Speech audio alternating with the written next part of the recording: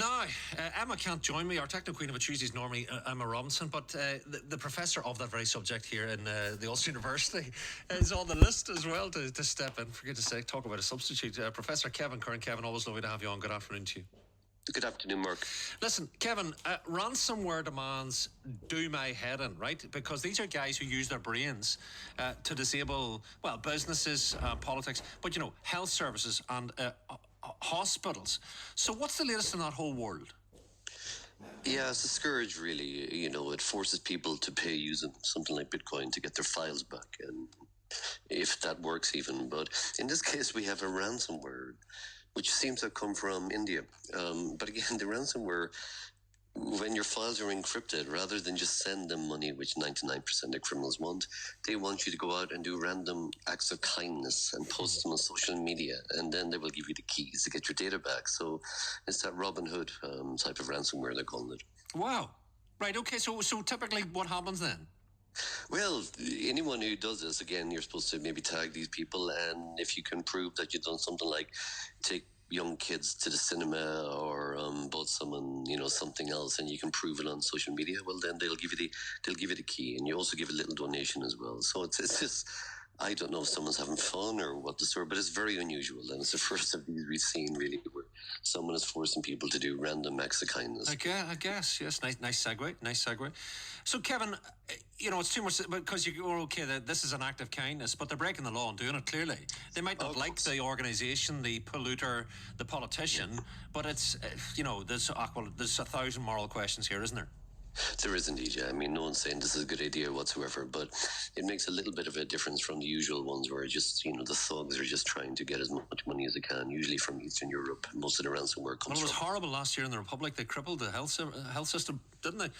It was, yeah, and we're still getting back in the field. You know, I've got a few cousins working in nursing down there, and they said it was worse than COVID, actually. God. So it's a complete disgrace. But again, unfortunately, jurisdiction on the internet is very difficult. It's very difficult to attribute blame as well. And also cryptocurrency allows criminals to more or less receive money and not be traced if they do it properly. So they were extorting money, but this crowd will ransom you and say, right, go and do something good in the world, and then we'll give you back your website or the keys to your exactly. God. I mean, what kind of a world are we living in? Kevin, I'm just going to read this, right? And then I'm going to duck under the table because, you know, okay. Here it is. This is a sentence. An Icelandic horse can now write your out-of-office emails. Professor Kevin Curran.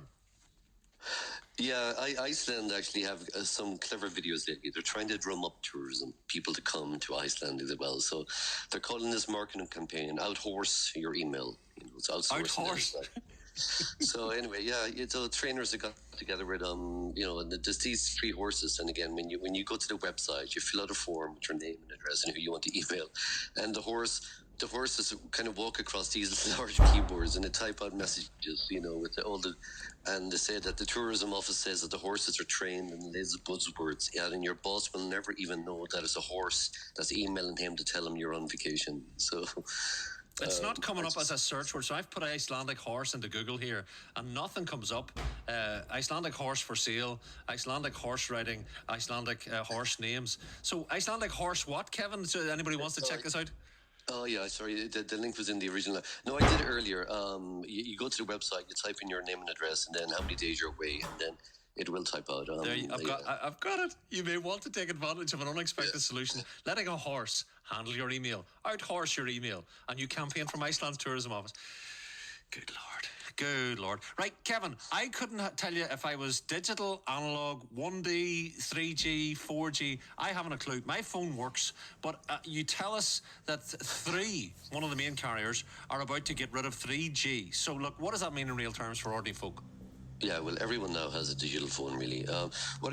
Obviously, we got 5G now, and 6G is around the corner, but we have 4G. But 2G and 3G are still there, and it's about 20 years ago that 3G came, and that's when we first had data on our phones. About 3, you know, we could download internet and see web pages, even though they looked a bit different back then. But because this takes money to maintain, really, and the spectrum as well is being used by this, and of course, people are moving to newer phones, so it's easier for the carriers. And in fact, they've all pledged that by the year 2033 that 2G and 3G will be wiped out. But within 2 years' time, 3 have said that they're going to stop supporting 3G and 2G. And why does that matter?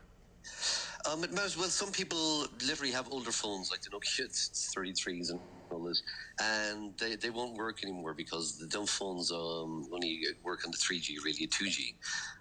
And there are things out there, you never think who's using 2G, but your cars are communicating quite a lot. All BMWs use the 2G service again, right. And just to get that telemetry back. A lot of IoT devices out there, which are in the forest and all that, they all use 2G networks again. But then when the next G comes out, it tends to go to the big population hubs of cities, so London will get 5G, but the islands and highlands and the rural areas. So I'm assuming 3G rurally. Well, we still maybe a lot of people have the old-fashioned aerial up, or old-fashioned 3G, way out in the country or up the mountain.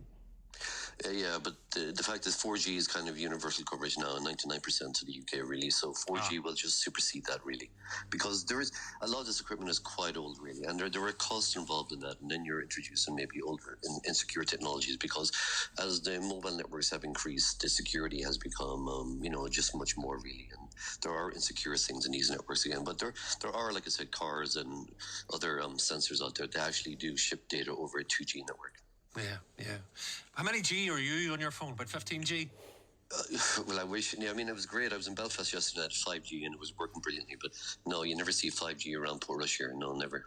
And do you lose the 5G on the 212? I remember you used to always get on the bus and go, "Oh Lord," well, what happens to email and when you get to Fort Glen? Do Fort Glen people have email? I'm sure they must have. They must be demented half times. Yeah, you're right. Yeah, I'm going over the, near, the Barnesmore Gap there, the Willowbrook. There's certain places which are complete dead spots as well, and always will be. Listen, Kevin, it's always a pleasure, and thank you so much, so readily standing in. I know how busy you are academically and all the rest, so lovely to have you in for Emma this week. The thoughts are Professor McGee, Ulster University at McGee, Professor Kevin Curran there. By the way, I should have said, I'm sure many of you would have been struck like myself with Johnny B's account this week of his drinking and his help on Foyle Haven and all the rest, and I should have said